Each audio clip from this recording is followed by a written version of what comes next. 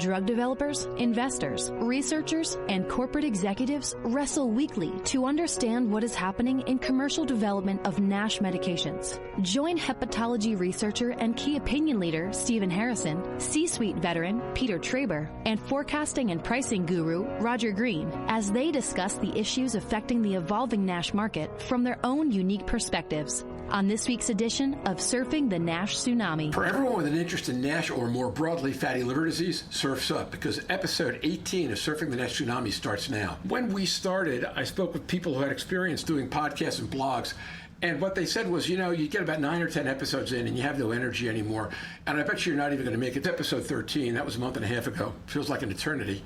And we're still here. Second, I want to welcome a truly special guest. Tony Villiotti of NASH Knowledge, Pittsburgh, Pennsylvania, was one of the podcast's earliest and strongest supporters. Weeks 2 and 3, when there weren't that many people who wanted to talk to me about this except for the surfers, Tony was on LinkedIn and we spent a whole bunch of time. He was tremendously helpful in getting all this sorted out in the first place. He has quite a history both as patient and advocate. He'll tell you a bit about that in a moment. I want to talk a little bit about the cutover from New Pod City to Buzzsprout for a minute. We've refound audience members on all 6 continents now, which is exciting. We've doubled the number of people who signed up for the weekly email alerts, and those are going to matter more because with Buzzsprout, we now don't go up at 11 o'clock on Wednesday evening in the eastern U.S. We go up at 7 o'clock in the eastern U.S., which means drive time in California, afternoon drive time, morning drive time in India, and I don't know, probably a little bit late for you, Louise, but y'all will have it there for drive time on Wednesday morning. While we go up on Buzzsprout at 7, the other podcasters don't pick it up until 11 or midnight. So by signing up for the emails, you will get immediate information as soon as we go up. I want to thank Global Liver Institute, Donna, and NASH-TAG, CLDF, and the others who keep spreading our message. And I want to announce that we have, in fact, as we promised last week, opened our bulletin boards to initiate discussions about the topics that come up on the podcast. Wayne Eskridge was the first person to post a response on this board this past Sunday. Wayne, I've already answered. Let's see where we go from here. For music this week, there are exciting things happening in the music world around liver. For this week, I think all we have is more from the website that Louise found us last week. It can't possibly be as good as Mr. Parr, but trust me, we'll come up with something and you will enjoy it. With that, on to our podcast. This week, we're going to be talking about personal highlights, but the first person to go is going to be Peter, and I'm not sure whether his highlight is personal, professional, or a little bit of each. Peter, why don't you go ahead? Thanks, Roger. I want to let the listeners know that I accepted a position as the permanent Chief Medical Officer for Selective Biosciences, ticker SELB. It has a really revolutionary platform technology for inducing immune tolerance and has a broad spectrum of disease indications from gout to gene therapy to liver disease, including PBC. And I'm very excited to join their executive team as the Chief Medical Officer. Doesn't mean I'm going anywhere with respect to liver disease. I'll continue to be doing some consulting relationships in liver disease and also hope to be a regular contributor to the liver meetings as well as this podcast. So thanks for letting me talk about that a little bit, Roger. Congratulations, Peter. We're all excited for you. It sounds like a great opportunity. This is Donna. I'll do a personal. I hit a current best output personal record on Peloton, which has been my pandemic friend and an outlet. And so I'm very excited about that personal record. Congratulations. That's fantastic. Hey, this is Stephen. We have successfully delivered our first child back to Texas A&M to begin his sophomore year. He actually made it through his freshman year despite the COVID pandemic, although he did have to spend 5.5 months at home back under our roof. So that was a win in itself to get him back out to a win for everybody, I would say. We love him dearly, but it's time for him to get back to college. So he did get accepted into industrial engineering as a former major. So okay, Louise and Tony, you guys are left. I had I suppose it's a personal one. My brother is a dive master and had a recovery operation in a shipwreck, and that's obviously quite a dangerous operation, and they made it back safely. So for me, it's the good work that he does and the fact that he made it back safely. Down to your left. Okay, as a rookie here, maybe I'm going to talk a little bit more about my overall experience. I started with liver disease, with fatty liver disease in 2005. And over the next 14 years, I kind of hit all the stations in the liver disease spectrum: NASH, cirrhosis, liver cancer, and I had a transplant in early 2018. As a result of my experience, I started a nonprofit called NASH Knowledge, where we attempted to develop educational materials for those newly diagnosed, and also produce a documentary that was shown on public television here in Pittsburgh and also in Maryland. So that's you. Let's give us good personal news of the past week. My grandson had his 7th birthday, and we took the occasion to have a family get-together, which hasn't happened very often during a pandemic. So I got together with all of my grandchildren, all 4 of them, along with their spouse, my kids and their spouses. And so that was a highlight of my week. Good for you, and we're thrilled to have you with us. And if you haven't seen the documentary, anybody in this audience, go find it. Go to the NASH Knowledge website and look for it. It's really quite fantastic. A great piece of work, and very honest and very personal and very compelling. This is a prospective highlight. I actually think I'm getting to go on vacation next week. Donna and I had this conversation a while back. It seems that each of us, for the last couple of years, every time we had a vacation, it just didn't come off quite right. Something happened on Monday, and all of a sudden you were somewhere else in the world, but that wasn't exactly vacation. And I've had the challenges that many of us have had over the past couple of months, losing family members, being shut in by the pandemic. So the chance to go to my safe place, which happens to be Cape May, New Jersey, next week, and just read books and vegetate for a week. I will do the podcast next week, but other than that, I'm not doing really any work. I'm looking forward to that more than I could possibly say. Reading, biking, grilling, chilling, all that. Moving on. We had no questions this week, but we had letters from people who found us again. And the phrase that several of them used was they had been binge listening to catch up. Someone used the word soothing, which we hadn't heard since week 3, and which always surprises and delights me. I'm having a hard time understanding how this could be a soothing podcast. But nonetheless, if you're soothed, that's fantastic. If you're binging, that's fantastic. Just keep notes coming. Tell all your friends. People keep listening. And with that, let's move on to this week's main topic, which is what patients want from the healthcare system. If you recall, at the end of episode 16, we were talking about what the healthcare system does well and not well enough. Questions of dealing with illness and then promoting wellness and the differences between the two. Now, we get to ask patient advocates who were first and foremost patients, both having had liver transplants and been through disease before that, to tell us a little bit about what the experience looks like from the other side. So I want to do this not as a Q&A session, let's just call it that way. We've chosen different topics, and on each of those, Don and Tony are each going to talk for a few minutes about their experiences, and we're going to ask questions. The first topic is timely education and information. Tony, you look like you want to talk. What do you want and need from the healthcare system in terms of timely information and education? Yeah, well, the thing I would have liked to have, on the day I was diagnosed with a fatty liver, I'd never heard the term before. I had no idea what the potential consequences would be. For example, I didn't know that cirrhosis was in my future. I thought cirrhosis was a drinker's disease, and I didn't think that was something I ever had to worry about. So it'd be very helpful at that point in time if I'd have been given information on what the potential ramifications having a fatty liver would have meant. I talked to people about it. I said, I wish on day 1 I've been given a roadmap that would have told me where this journey could have led. So to my mind, it all goes back to awareness. When I was first, I'm also a diabetic. When I was first diagnosed with diabetes, I knew what diabetes was. I knew probably how I got it, and I knew what potential outcomes would be. But with fatty liver, there's that information is just not out there in the public's brain, and I hear this story over and over again from other patients. They were told they had a fatty liver. The next sentence is typically no big deal. Just lose some weight. What I would have really liked to have was more education and information about this disease that in my case turned out being very serious. In terms of timely information and education, I think we need to start with the doctors first. I think that having clinician education and information so that no patient ever again has to face a situation where the clinician that they're seeing hasn't heard of NASH or doesn't take it seriously is really important as we think about how to sync up both the physician side of education as well as the patient side. GLI is only 6 years old, and for half of that, we have been involved in NASH. And, people often asked us why we first reached out to all these different medical societies, particularly those beyond hepatology and endocrinology and cardiovascular disease.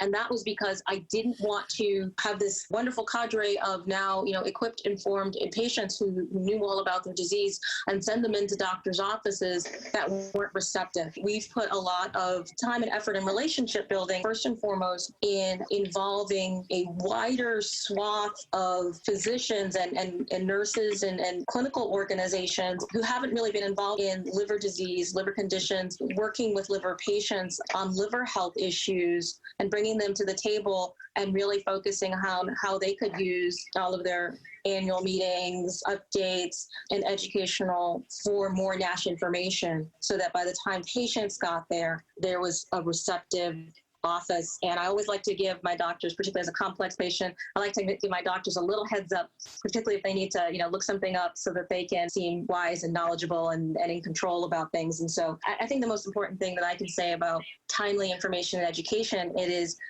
time for primary care doctors, endocrinologists, lipid experts, as well as gastroenterologists and hepatologists to know about NASH and be prepared to treat NASH patients. First question, Louise. The question that it came to mind was, if you had the ability to add something to the education of healthcare providers of all levels, whether it's physicians' assistants, nurses, healthcare assistants, or physicians, radiologists, anybody, what would you two add to the training to improve our knowledge in being able to know about NASH and NAFLD, or to be able to detail it to patients? What would you add? Well, I think those are two separate, two really excellent questions. They're slightly different. So, I'm very privileged to be married to a physician who, went to and hear the conversations he has about his training in medical school compared with our sons. For example, who's now an ENT surgeon. And so, I understand how NASH has evolved. There needs to be CME around it, and it continues to evolve. So what we're telling, doctors who may have been in practice for 30 years, 20 years, and, 1 year, maybe different things. And so I do recognize that. I think that the key opportunity that we have with the sensitivity to the workflow, overloaded and 15-minute visits and all those different things, is that hopefully the same things, in the same ways that they're thinking about helping to prevent cardiovascular disease in their patients and control their diabetes, really think about just adding their liver health and the steps, particularly for NASH, that they need to do for their patients. And then some of those conversations can be very similar or additive, instead of thinking about adding a whole new work stream or a whole new curriculum for them. I remember conversations that we had even 2 or 3 years ago with the American College of Physicians, and finally getting a chance to meet them and really talk with their chief medical officer, and then they said, what was the ask? And I said, if you could just add and fatty liver disease everywhere you have diabetes, type 2 diabetes, that would be a win. And they said, is that all? I was like, that would be transformational. And they said, okay. So just that one addition, every place that physicians normally go to look and they see type 2 diabetes, if we could add and fatty liver disease, that would be such a great start.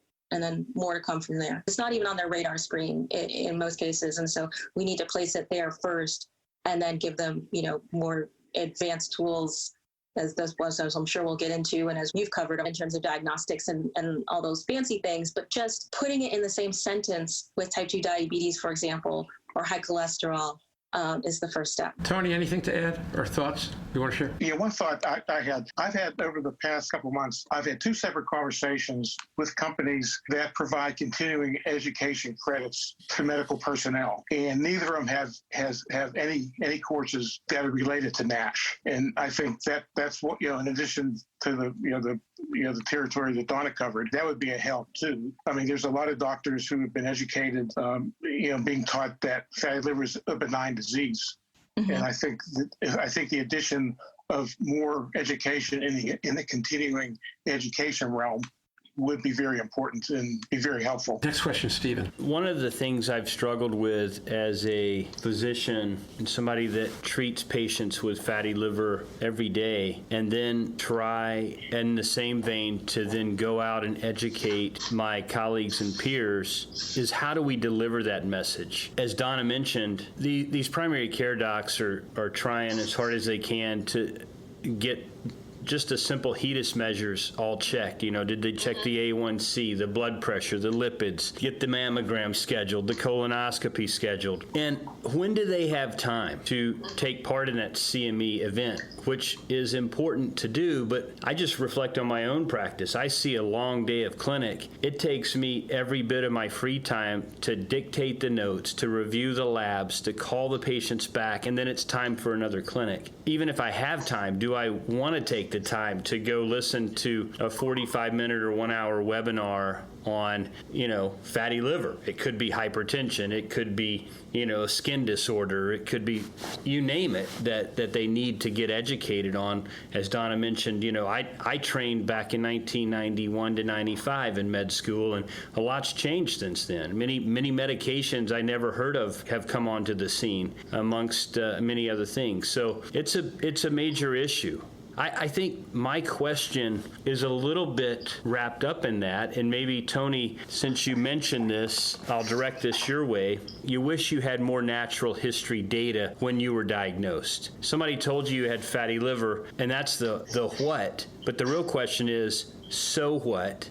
And that's followed on by another question of, now what?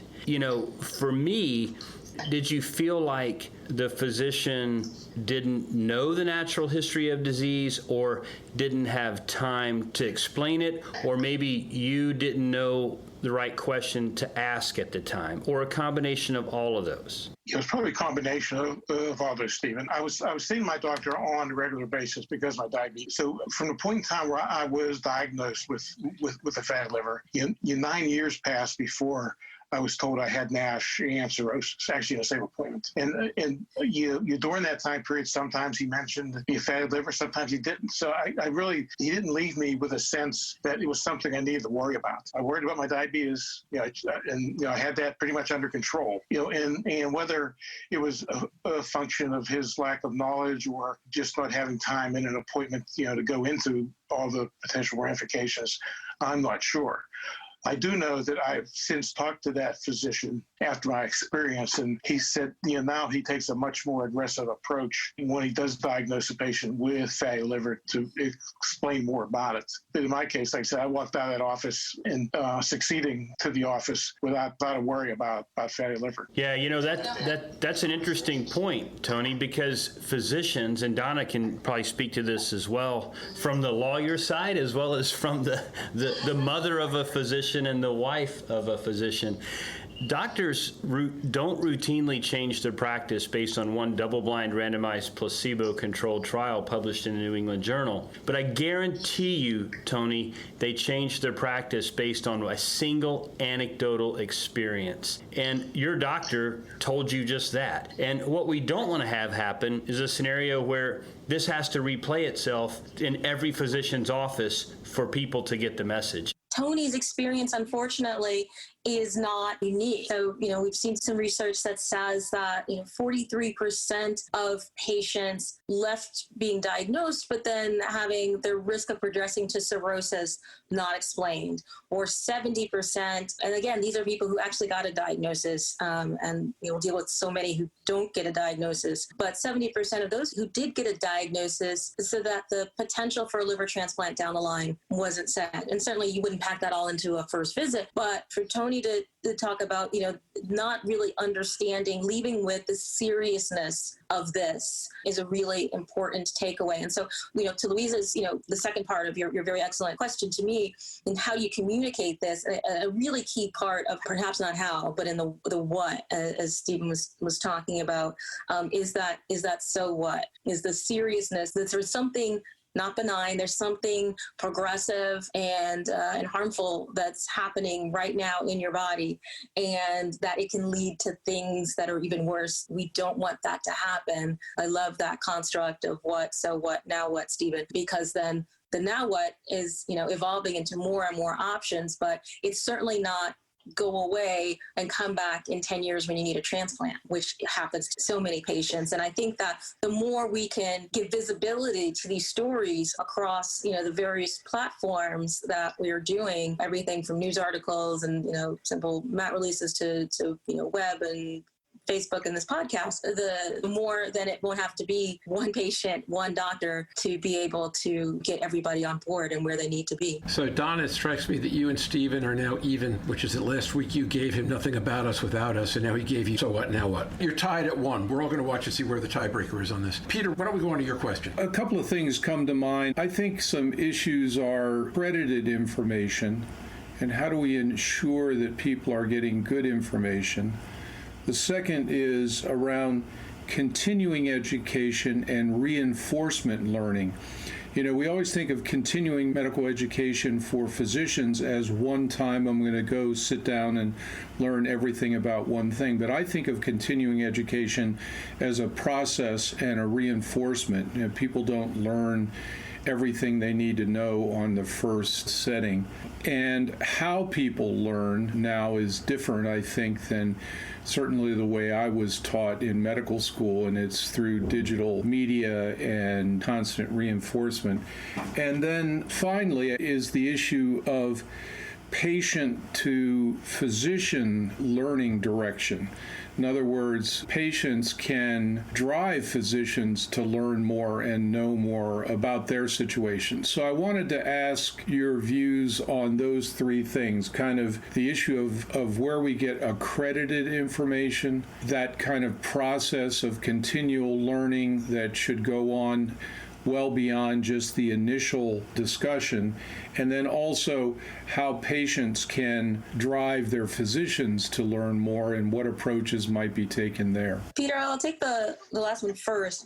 The Global Liver Institute has created some NASH information sheets that we do hope are shared, particularly with primary care. And, we've gotten feedback that patients have taken them into their doctor's offices, as well as sharing them with their families to educate their friends and families around this.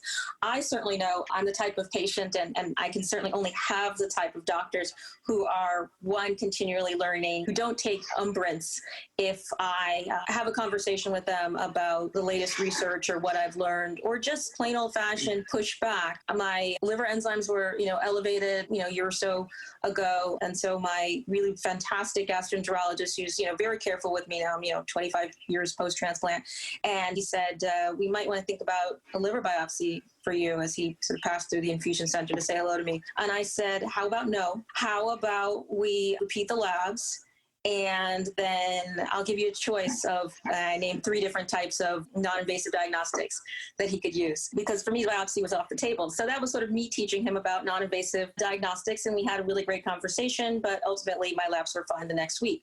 So I think there is, stage. So now we're advancing a little bit. GLI's 3 years into our NASH Council, building out the patient education piece for patients to bring in that information to share with the doctors is an important part now that we've, worked on the receptivity and the expectations that physicians, should be learning about NASH. And, the second piece is, we're really excited about all the different members of the NASH Council who are now putting out accredited CME and having symposia at their annual meetings, non-hepatology conferences, and that's really fantastic. And to Tony's point, different CME, companies who are starting to add, often either with consulting Tony or Wayne Eskridge from Fatty Liver Foundation or myself, and, bringing patients in to be involved and helping them shape that continuing education and provide different, digital nuggets and shareables and medical podcasts and medical Twitter and all of that sort of surround sound to reinforce this message. And, I want to give kudos to AASLD and their e-learning platforms, and really how I really think they've, upped their game in terms of the different ways that they are delivering hepatology information to their members, and now, discussing about how to open that up to other specialties. I have two thoughts to add. One is that I think this is where awareness, I think, is really critical. I mean, I think if a person is a diabetic and is overweight and they know that those are risk factors for liver disease, that they ask their doctor, could you do this test? So I think if there's a way to increase awareness among the patient population, as was mentioned earlier, that will drive the discussion with the physicians and hopefully lead to some good outcomes. The second thing is that what struck me when I first started the nonprofit was my goal was, I kind of looked at it from the perspective of a patient and what information would I have liked to have had on a day I was diagnosed with fatty liver disease. And we developed something called the Fatty Liver Roadmap. In my naive view, without any, completely untethered to the medical community, my dream was that at some point in time, if someone was diagnosed with fatty liver, the doctor would just rip off the sheet that had the roadmap and along with some definitions of the terms used in the roadmap and hand it to the patient. And hopefully that would drive additional awareness of what the implications of the disease would be, and also would encourage the patient to ask more questions of their physician or a specialist if it got to that point. And I think that's happening, Tony. I remember looking at that for the first time and just being, wowed by it. It's not like you had a team of graphic designers and a whole group of consultants working with this. You did something really valuable based on your lived patient experience and, your fine analytical mind. And, you've evolved that piece and, the feedback on it is great. There are fancy terms about, clinical workflow, and we have a whole work group on that. And there are groups like NASH-Net that are working on that. But you advanced it so far just based on your lived experience. And indeed, that patient navigation piece needs to match and mirror the clinical workflow. And I think, at this point, it is going to be the patient needs and navigation and our articulation of them that will drive and determine the clinical workflow. No, I was going to say that. I mean, I think all that makes perfect sense. I appreciate your comment on my fatty liver roadmap. I think it kind of takes a village to solve this problem, and hopefully that will happen.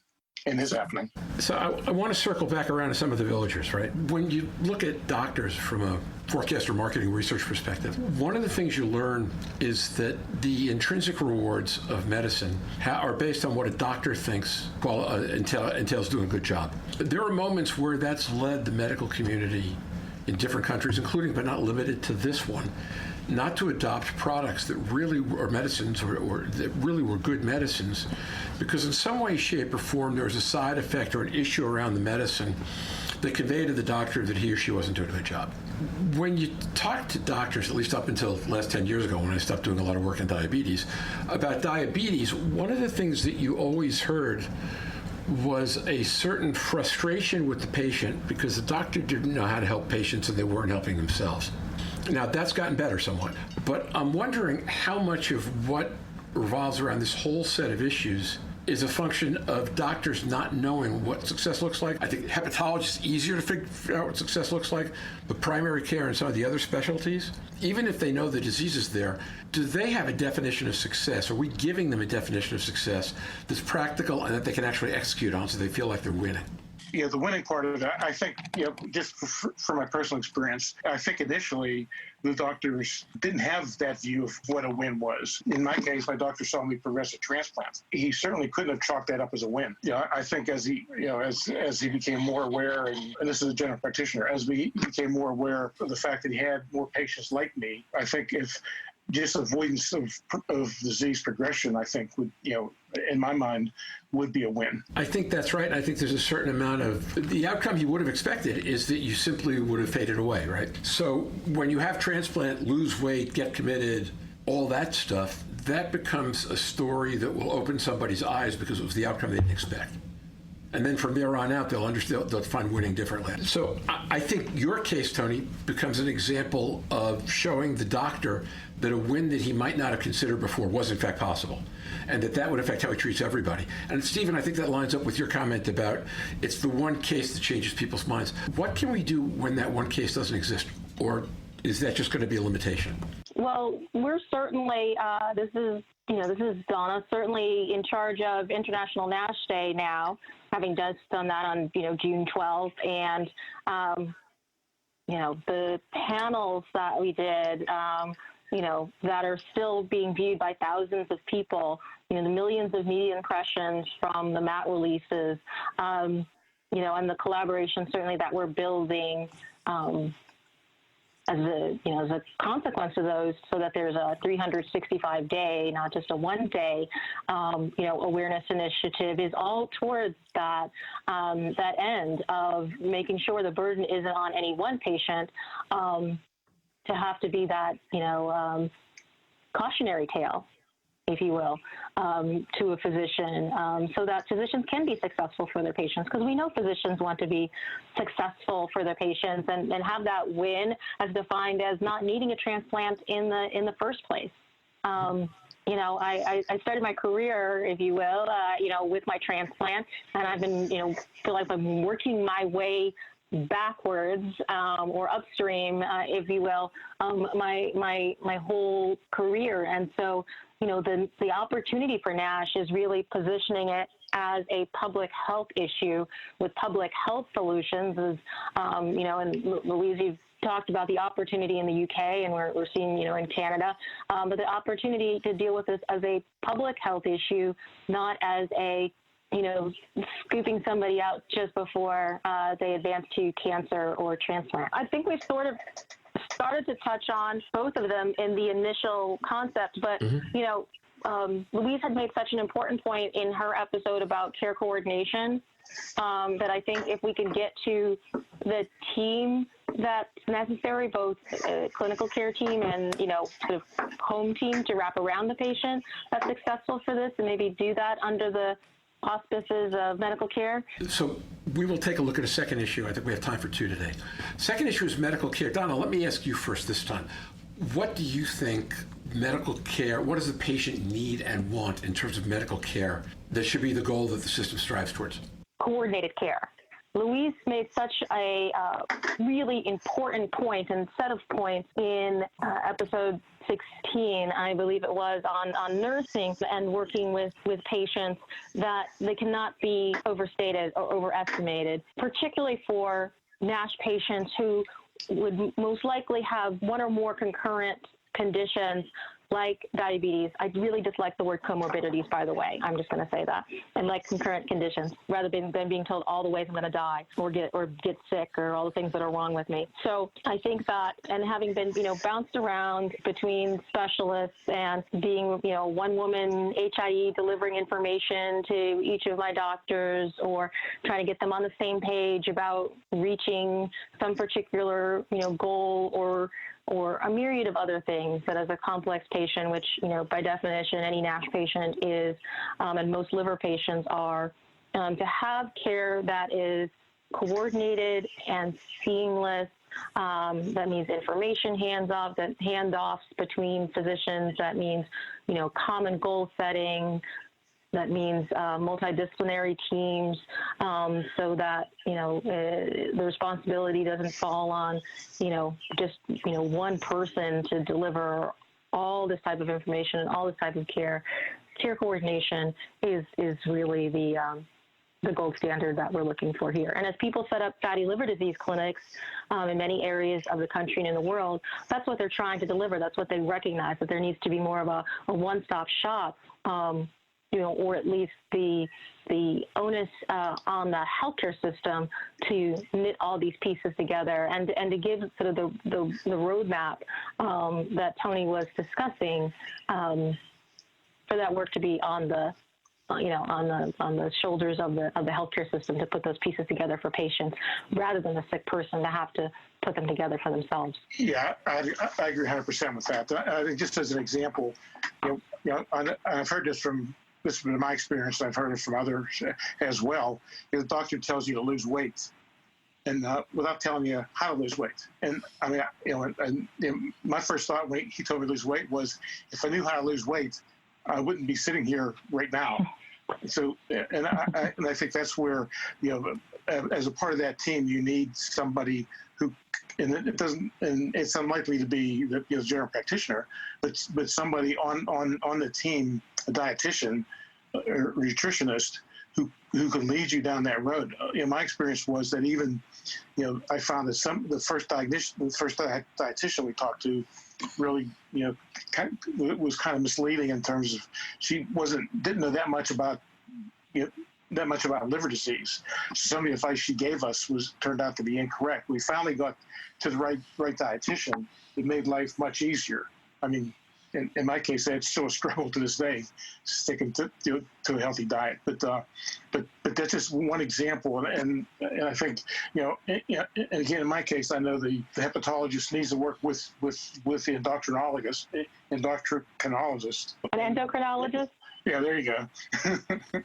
And, I think, though, you're on the right track, though, because we do need some endocrinologists to really get people to see the light and to believe in the type of behavior change that's necessary for the type of weight loss and the type of lifestyle that's necessary to improve NASH. So I think that was a Freudian slip that we may need to adopt. Exactly. And as you said, with concurrent conditions, I mean, it all has to blend together. I mean, what might be good for one of your conditions may not be so good for the other. So that's where the teamwork's really important. So that's really interesting, because one of the things we also talked about in episode 16 was the question that goes, in a healthcare system where a doctor sees a patient only once a month or once every 3 months for a few minutes, and Stephen talked about all the pressures the primary care docs are under, do you have enough time and enough resourcing in the system to support wellness as compared to simply combat illness? And the answer we had was probably not.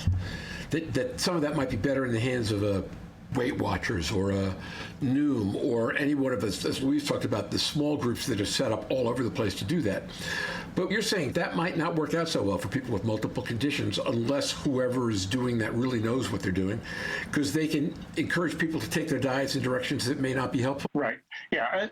But I think once someone is on the right path, once they get that initial advice that makes sense and considers all the conditions, I wouldn't expect the general practitioner to be the one who keeps you on the right track. But these days, there's a lot of interactive applications and so forth that can help you to stay on. I know Weight Watchers is a traditional approach to take, but there are kind of virtual counterparts to that would be very useful. And even, I know in our case, we've actually started a support group for NASH patients where the patients themselves, again, with kind of the same Weight Watchers principle, the patients themselves can help keep each other on track. I think that peer support is so important, and I'm really, congratulations to NASH Knowledge and to Tony and Betsy and their daughter Gina, who's now taken a leadership role in their organization as well. As a family, they've really embraced supporting patients and helping to build up that peer support, and that's really important. I think that, one of the issues that had been discussed, in a previous, episode was the consistency of information across specialties, and then the frequency of reinforcement, by the physician and the 3-month time frame. And I think that as someone who uses one of those, digital apps that Tony refers to, I have a weekly check-in with my wellness coach and have had, for the past, 4 years, not for weight, but just in terms of how to keep me out of trouble, how to keep me as a complex patient, well, instead of, just on the edge of a hospitalization or something. I started that after, after a hospitalization several years ago for a flare of my Crohn's disease, to give reinforcement of the medical information, to answer the questions, to figure out how to personalize it, given my own life circumstances. Before this, it was because I traveled a lot. So, I can perfect my, lifestyle or healthcare regime here at home. How can I take that show on the road, so to speak? Or how can I keep that voice of clarity that, the Colonel Dr. Stephen Harrison has, and I wrote down again, today no potatoes, no rice, and I know you added the no tortilla rule to that. I thought I had a loophole, but no bread, no pasta, no potatoes, not even sweet potatoes. So how do I implement that? How do I look around my my house and really put that into place. And that's not an every 3-month conversation or endeavor. That's really a weekly or daily conversation. So I had the wellness coach, and I upload data on my scale and other things, feed into it, some of it automatically. It was really the first time I had, even with all the physicians that I had and even have at any one given time, it was the first time that anybody saw a daily integrated picture of how I was actually doing. A healthcare professional could work with me on those, daily activities and ups and downs and weekly fixes and adjustments to it and brainstorming. That's what's been so essential to keep me as healthy and vital and, effective and productive as I am. Not just, okay, she's alive, 26 years post-transplant and, or she's not in the hospital. That's it's a good outcomes measure. I'm not in the hospital, but there's so much more to life to just not being in the hospital. And so to achieve that wellness and to sustain it for people are going to take a lot of different types of providers and coaches and platforms and a, daily, weekly, much more frequent type of interaction than we've traditionally seen in medical care deliver. There's so many tools that are available to us now that I just yesterday I came across an app for children and their diets where the child, and I haven't really had a chance to really check it out. The child takes a picture of what they ate and they get feedback on their meal. And so there are just so many tools out there that hopefully somebody smarter than me can put all those together to come up with really a great solution for people like me. No, Tony, that's going to be you. So you got the digital health task force, email, I'm sure, yeah. from us. So you and your granddaughter are part of that. So, you speak to the need for curation in the same way that, Peter was talking about getting, accredited information. I've worked a lot with, folks in the health information technology space, when I served on, those federal committees for ONC, and there are folks like Dr. Danny Sands and Daniel Kraft, who've worked on, curating medical and healthcare apps for physicians and for patients. And we're certainly going to need to do that in the NASH space as we, help people wade through all these options. And again, to your own, roadmap, what type of tool is best at what point, in their journey? How would they use it? Is it safe? Does it keep their information safe? All these different things about privacy and security as well need to be taken into consideration. We as patients will have to, take that on with some good consultation from folks like, like our friends here, since that is going to be part of sustaining a lifestyle as well as coordinating all the different aspects of your care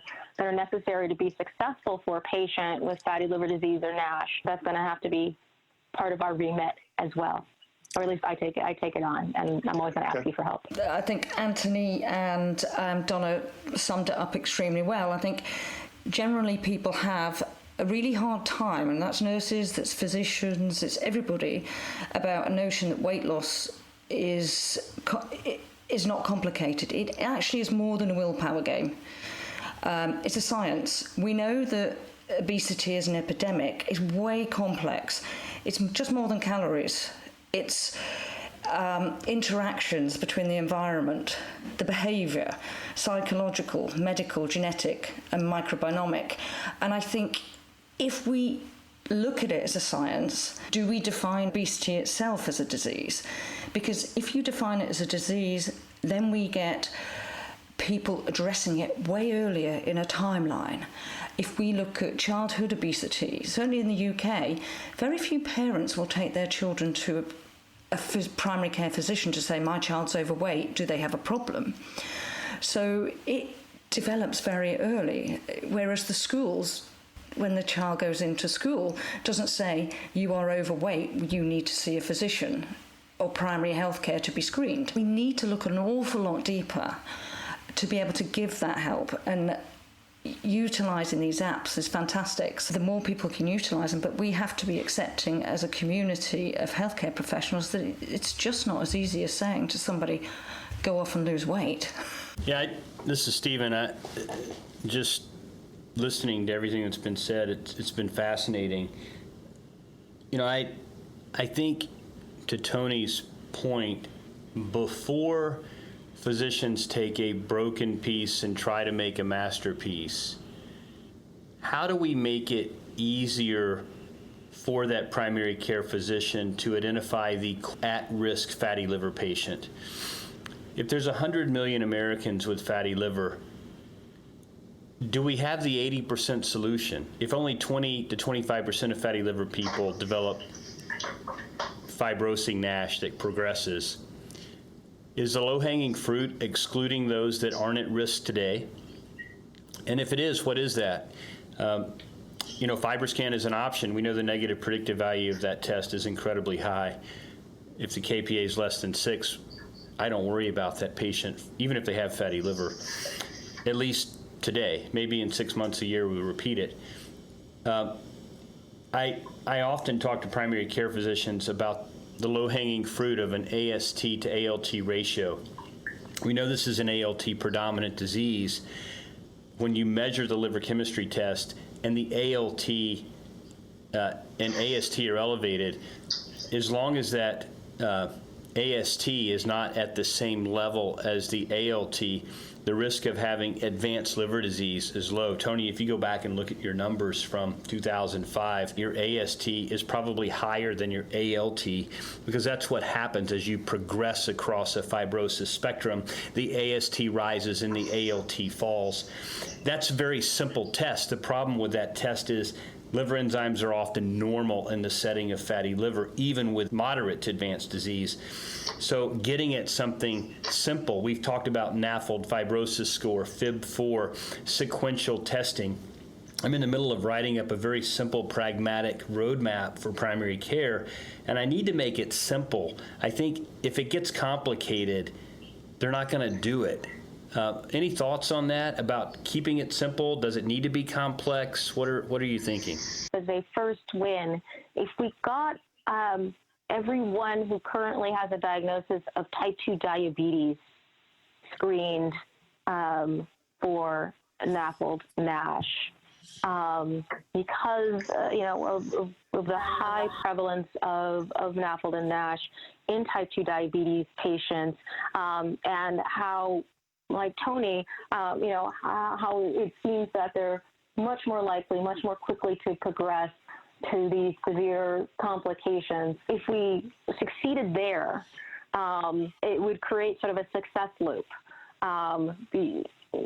because the population is so affected. It would have an impact on not only endocrinologists, but all physicians who may not quite be convinced that this is something real and something that needed to be urgent and actionable. What if that first pass, if that high-risk population was defined not in an exclusive way? I'm thinking about focusing and allocating my efforts and resources in people with type 2 diabetes. This is Peter. There's this concept that you can have things that are complex but not complicated. So things can be complex and complicated, or they can be complex and not complicated, and vice versa. And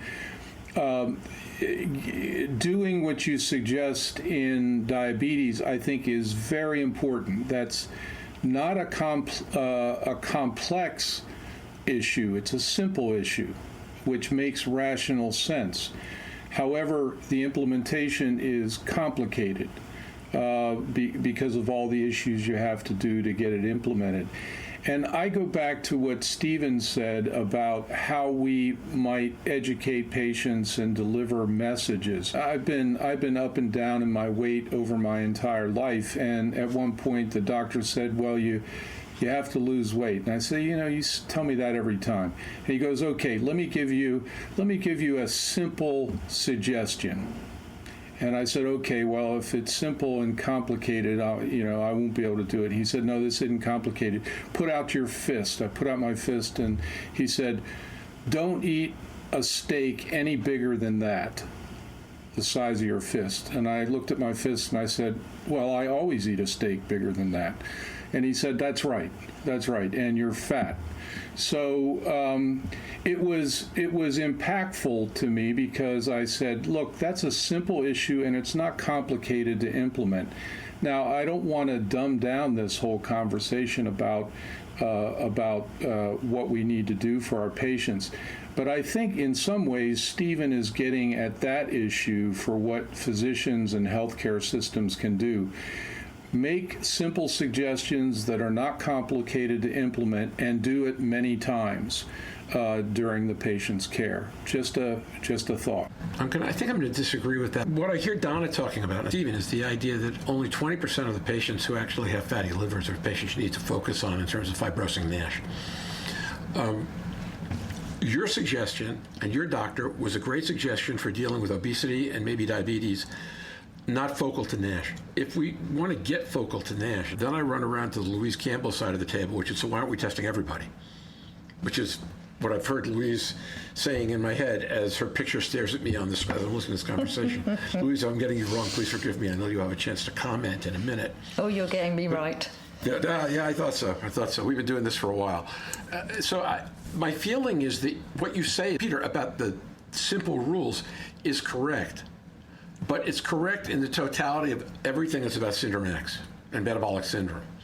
If we're focusing on the part of the neighborhood that's about fibrosing NASH, then how do we get everybody tested once to figure out if the problem is there? And then I sound a lot like Louise. Okay, yeah, I don't disagree at all with what you've said. So I guess you disagreed with me, but I don't disagree with you disagreeing. Hey, let me jump in real quick before we leave. I was just made aware of a recent publication, I believe in gastroenterology, by my good friend Mazen Nareedin out of Cedars in LA. And this addresses Donna's comment about diabetics. The title of this paper, Screening for Non-Alcoholic Fatty Liver Disease in Persons with Type 2 Diabetes in the U.S. is Cost-Effective, a comprehensive cost-utility analysis. Reading through this, it seems to me this is really very simple and pragmatic and drives home what we've always thought, but ultimately hadn't been proven.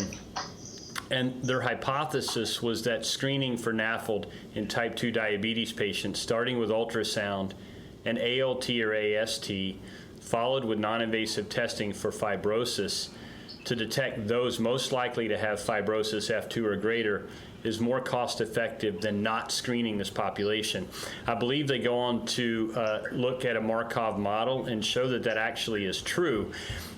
More to come as I digest that paper, but it gives us our first bit of real data to actually enforce that recommendation. Donna, I don't know if that was just a leading question to get me to, find that paper, but I'm glad you did, and it's out there for people to look at. Hey, Stephen, that gives me deja vu when years ago, when you were at Brooke Army Base, our company purchased a FibroScan for you, and we discussed putting it in the endocrinology clinic to screen patients there looking for patients to enroll in a trial. So you were way ahead of your time there. Friedman relayed how he did that as well. And yes, Maz did send me the paper. So it was a leading question.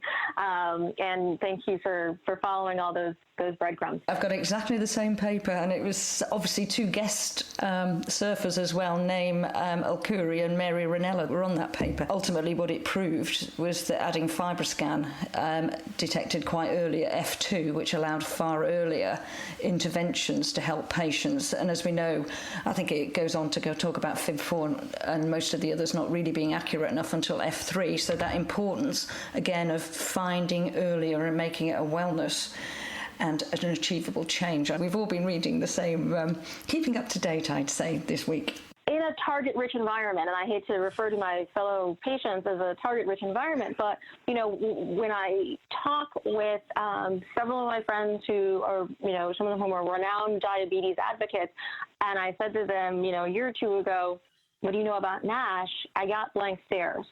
So for something that's so important and so impactful for a particularly, sizable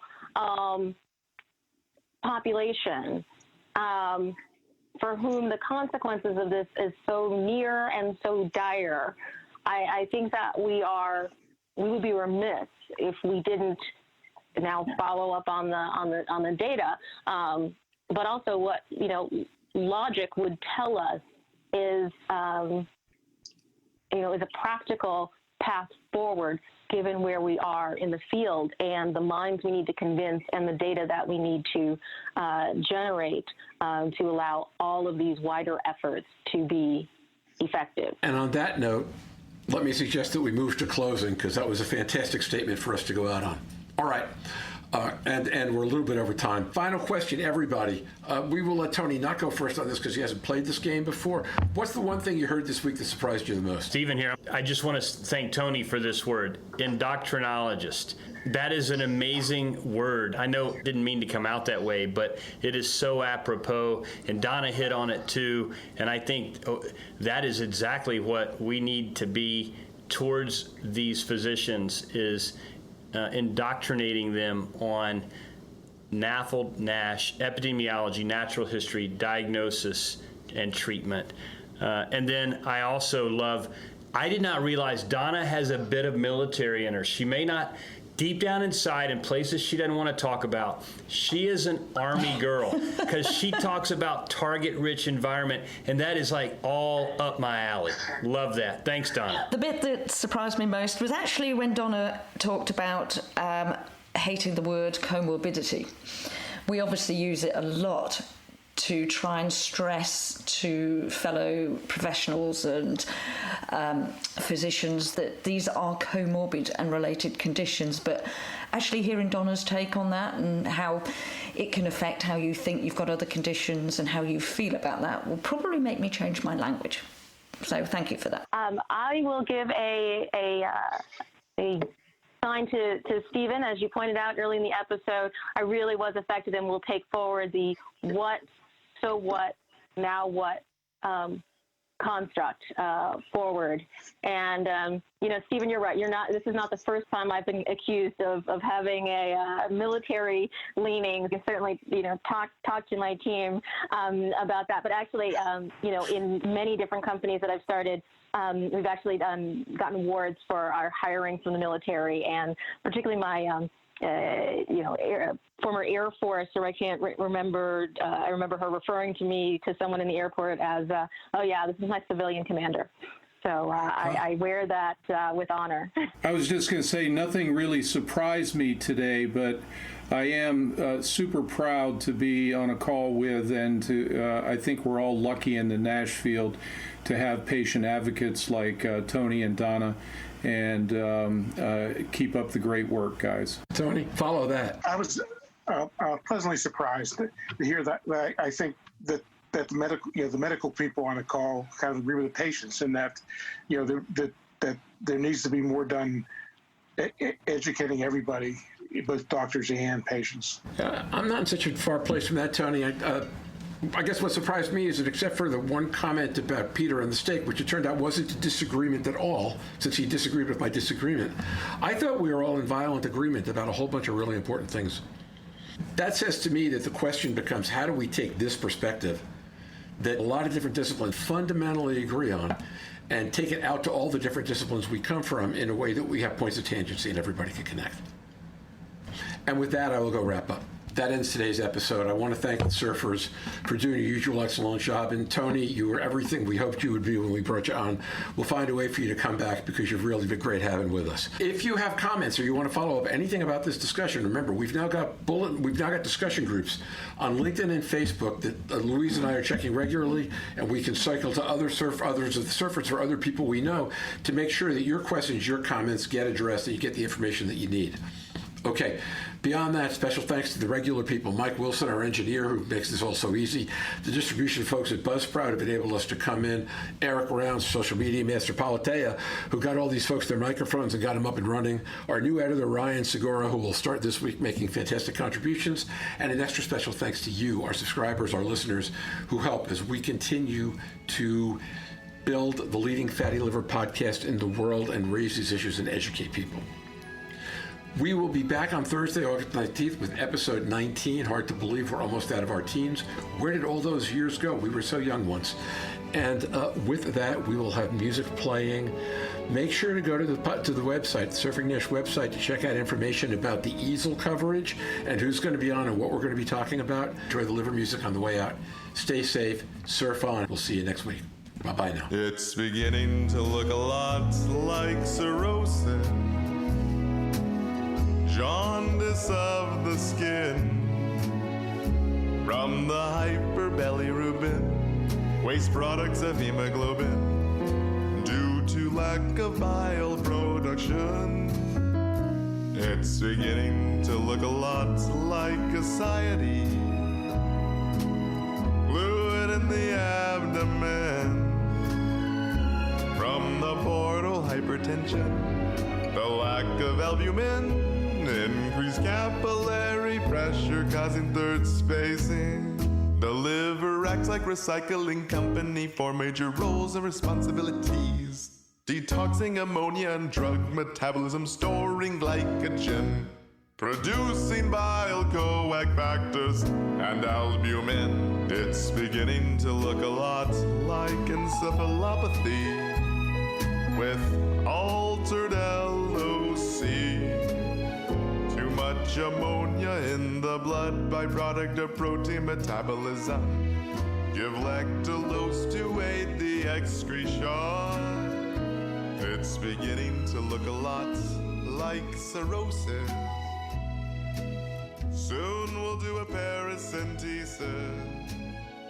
Drain the fluid from the abdomen, then give albumin. Bring the fluid back into the vasculars.